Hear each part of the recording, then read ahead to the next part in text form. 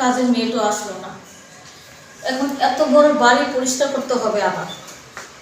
কাজের লোক না থাকলে যে আমাদের মতন মেয়েদের কত কষ্ট হয় সেটা তো কাজের মেয়ে থাকতে বুঝতাম না। এখন কাজের মেয়ে দুজন ধরে আসতেছে না, পুরো সব কাজ কাম আমার উপরে। আসলে না, ওরা অনেক কষ্ট করে।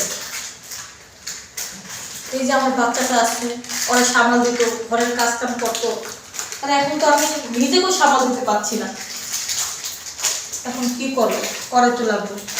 বাবু, তুমি যাও ঘরে বসে বসে খাও, ডিস্টার্ব করো না। এমনি কাজের মেয়ে আসেনি, সব কাজ কাম করতে হইতেছে।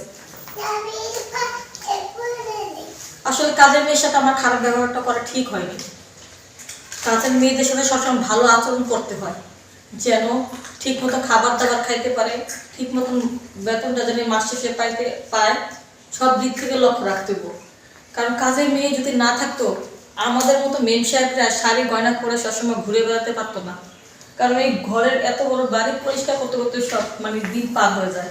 রান্না বান্না কখন করবো, বাচ্চাটাকে কখন সামাল দেবো, এখন বুঝতে পারছি কাজের মেয়ে আমাদের কত বড় একটা উপকার করে। আমার যত বান্ধবী আছে তাদের সবাইকে বলে দেবো, তোরা কখনো কাজের মেয়েদের সাথে খারাপ আচরণ করিস না।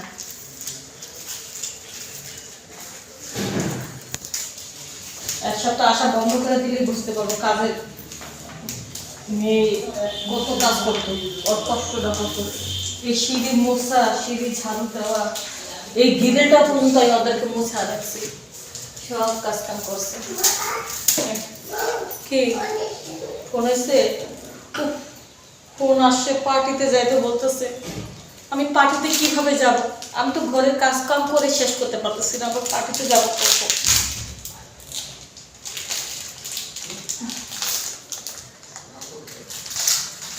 না। আমার মনে হয় শখ আল্লাহ কিছু করতে পারবো না। আমি আর কখনো কাজের মেয়ের সাথে খারাপ আচরণ করবো না, ঠিক মতন খেতে দেবো।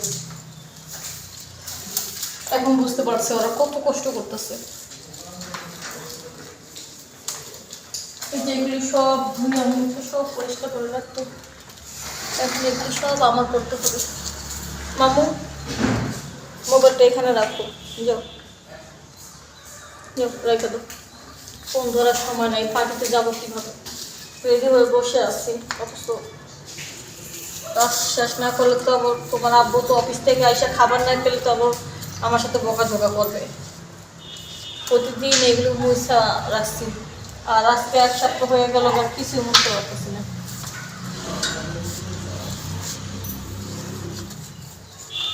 আমার বাবুটার অবস্থা কি দেখি তো বাবু।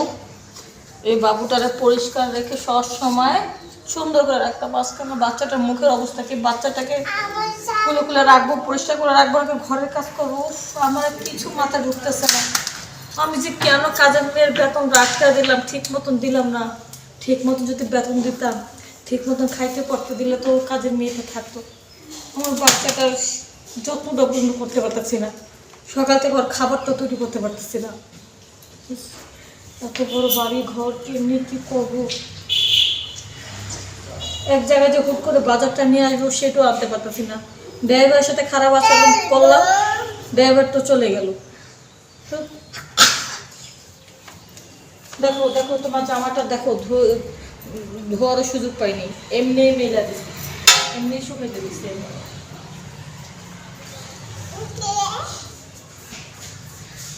তখন আমার কাছে মনে হইতেছে আমি বন্দি কারাগারের মতন আছি। আমি সব বাদ দিয়েছি, আমি বন্দি কারাগারে গান করবো না কি করবো আমি বুঝতে পারতেছি না। আমি বন্দি কারাগারে, আমি বন্দি কারাগারে আছি গো মা, বিপদে বাইরের আলো চোখে পড়ে না। আমি বন্দি কারাগারে, আমি বন্দি কারাগারে। যাও আসো মা, তোমাকে গোসল করে দিই।